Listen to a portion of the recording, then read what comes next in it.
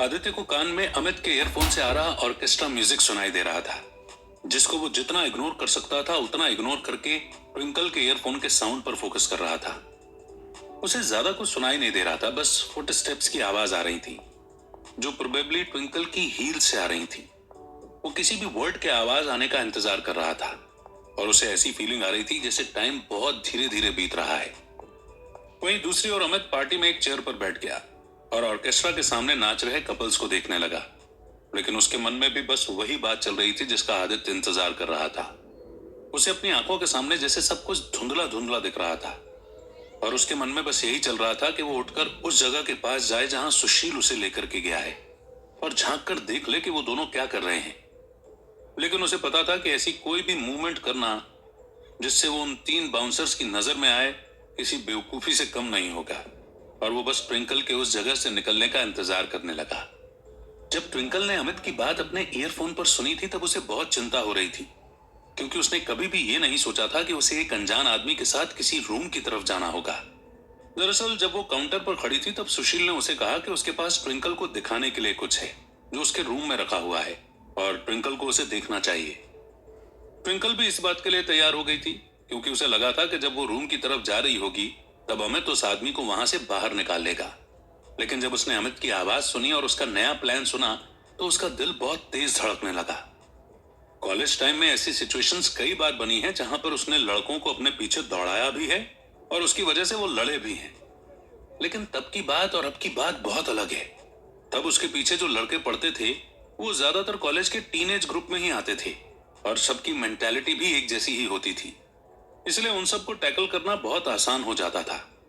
लेकिन अभी वो जिस रास्ते पर है वहां उसे सुशील के बारे में कुछ भी नहीं पता है और उसे कुछ भी करके वहां से बाहर निकलना है। उसने सोच लिया कि उसे अपनी पुरानी ट्रिक्स ही यूज करनी होगी, क्योंकि वही सबसे सही तरीका है। कॉरिडोर में चलते हुए सुशील को भले ही वो फॉलो कर रही थी, लेकिन उसे अंदर से डर भी लग रहा था कि वो किस तरफ जा रही है। उसे आसपास कोई नहीं दिख रहा था और ऑर्केस्ट्रा की आवाज धीरे धीरे करके फेड हो रही थी, जैसे कि वो एक गहरी सुरंग में जा रही हो जिसका शायद कोई एंड ही नहीं होगा। उसे बस अपनी हील्स की आवाज आ रही थी जो मार्बल फ्लोर पर टक टक का साउंड कर रही थी। सुशील बार बार उसे पलट कर देख रहा था, जिस पर बस वो स्माइल करके रिएक्ट कर रही थी। उसका प्लान सिंपल था कि वो कमरे में जाते ही सुशील से थोड़ा कंफर्टेबल होगी और फिर उसे अपने होटल रूम का बोलेगी, जैसा अमित ने कहा था। थोड़ा आगे जाकर वो एक राइट कॉरिडोर में बढ़े और उसके एंड में एक गेट था जिस पर 490 नंबर लिखा हुआ था। सुशील उस तरफ आगे बढ़ा और उसने गेट खोला और फिर पलटकर स्माइल करते हुए ट्विंकल की तरफ देखकर कहा, please come in miss Manali. Sushil की बात सुनकर ट्विंकल ने स्माइल किया और वो कमरे के अंदर चली गई। ऑरेंज क्लब बाहर जितना सुंदर था उससे भी ज्यादा खूबसूरत वो कमरे के अंदर लग रहा था। हर तरफ बस ऑरेंज लाइटिंग का शेड ही उस कमरे को लाइट कर रहा था। दीवारों पर बहुत ही फेमस पेंटर्स के आर्टिस्टिक पोर्ट्रेट्स लगे हुए थे। छत पर एक स्मॉल साइज का झूमर था और सारा फर्नीचर रॉयल टच से डेकोरेटेड था। ट्विंकल पहले भी ऐसे क्लब्स में गई थी, लेकिन आज पहली बार उसे किसी ऐसे कमरे में जाने का मौका मिला था। वो बस खड़ी होकर रूम को निहार रही थी। तब सुशील ने गेट बंद कर दिया और कहा, please get comfortable, I will be back in a minute. Sushil ने कहा, फिर वो लेफ्ट दीवार पर बने हुए डोर को खोल वॉशरूम के अंदर चला गया। ट्विंकल उस कमरे की खूबसूरती में खो ही गई थी कि तभी आदित्य ने ईयरफोन पर उससे पूछा, हेलो ट्विंकल, क्या तुम्हें मेरी आवाज आ रही है? हेलो ट्विंकल, कहां पर हो तुम? ट्विंकल का ध्यान टूटा और उसने आदित्य से कहा, मैं किसी प्राइवेट स्वीट में हूँ आदित्य, क्लब के पीछे। ये शायद अलग से ही स्पेशल गेस्ट के लिए बने हुए रूम से। ट्विंकल, हाउ कैन आई से दिस, बट जितना हो सके तुम उस आदमी से दूर रहो और जितनी जल्दी हो सके उसे वहां से निकलने पर मजबूर कर देना। तुम्हें अभी तक पता चल गया होगा कि उसने नशा किया हुआ है। It can be dangerous. हाँ आदित्य, आई नो। जब बार काउंटर पर उससे बात कर रही थी तब मुझे पता चल ही गया था कि इस kind of hi, because he was continuously staring at my chest and मुझे उसके मुंह में पानी आता हुआ दिख गया था। मैं ऐसे लोगों को बहुत अच्छे से जानती हूँ एंड डोंट वरी, मुझे इनको हैंडल करना भी आता है।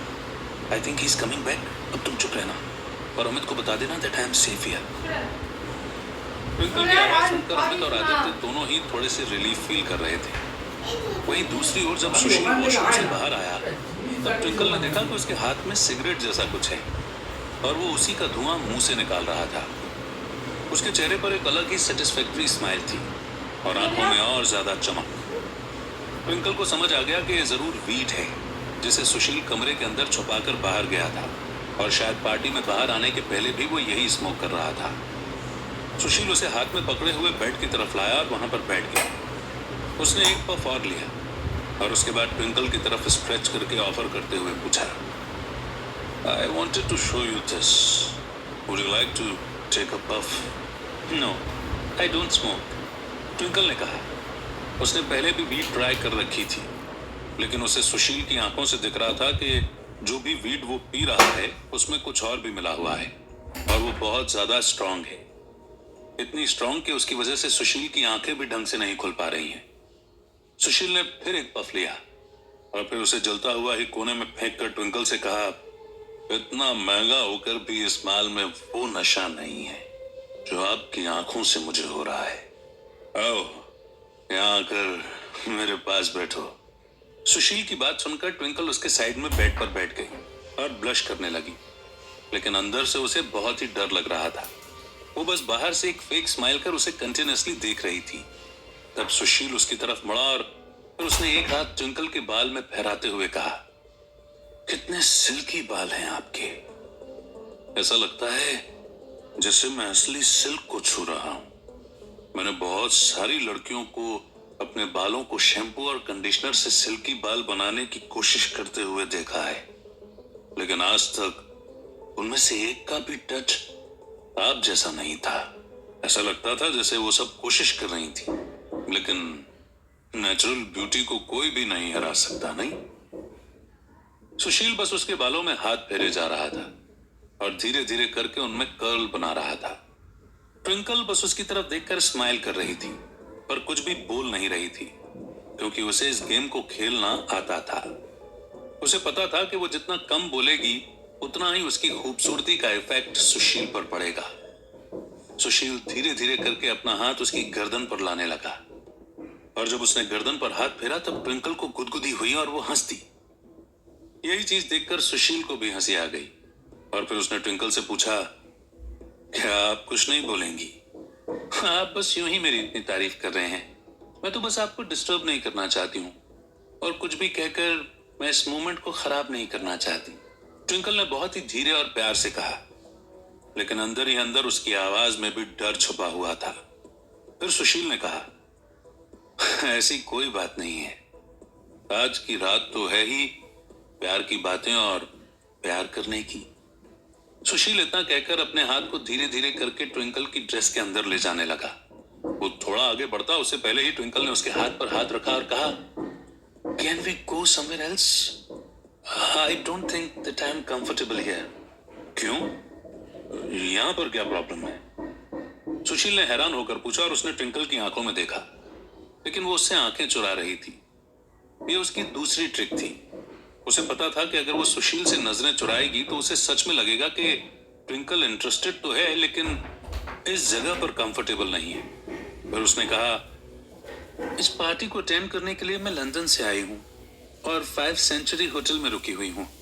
कल सुबह ही मेरी रिटर्न फ्लाइट है, इसलिए मैं वहां पर जाना चाहती हूँ। यू नो, ऐसी चीजों में अक्सर रात निकल जाती है और मैं किसी भी केस में लेट होकर अपनी फ्लाइट मिस नहीं करना चाहती। ओह, तो आप लंदन से हैं? हाँ, एक्चुअली इस पार्टी में मेरे फादर इनवाइटेड थे, लेकिन वो आ नहीं पाए, इसलिए उन्होंने मुझे रिप्रेजेंट करने के लिए यहाँ पर आने को कहा। मेरे साथ भी यही केस है। मुझे भी अपने फादर को रिप्रेजेंट करने के लिए यहाँ पर आना पड़ा, लेकिन ऐसी पार्टियों में मजा बहुत आता है क्योंकि उनमें आप जैसे एनआरआई लोगों से मिलने का मौका मुझे मिल जाता है। सुशील ने कहा और उसने एक बार आंख मारी, जिस वजह से ट्विंकल को समझ में आ गया कि वो किस तरफ इंडिकेट कर रहा है। ट्विंकल को समझ आ गया था कि वो वीड को स्मोक करने के बाद अब थोड़ा और डेस्परेट हो गया है और अब उसे अपना फाइनल कार्ड खेलना ही पड़ेगा। यही बात सोचकर वो खड़ी हुई और उसने सुशील की तरफ पलटकर पूछा, तो क्या हम चल सकते हैं? यहाँ से जाने में भी थोड़ा टाइम लगेगा and I don't want to waste more time now. Twinkle ने भी सुशील के जैसे ही आंख मार दी। उसे ऐसा देख सुशील चुप हो गया और कुछ सोचने लगा। उसके जवाब का इंतजार आदित्य, अमित और ट्विंकल तीनों ही कर रहे थे और यही उम्मीद कर रहे थे कि सुशील हाँ कहकर वहां से उठे और फिर बाहर आ जाए।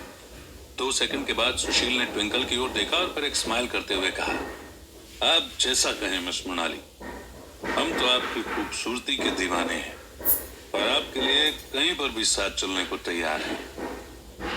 सुशील इतना कहकर वहां से खड़ा हुआ और ट्विंकल ने बिना कुछ कहे ही गेट खोल दिया।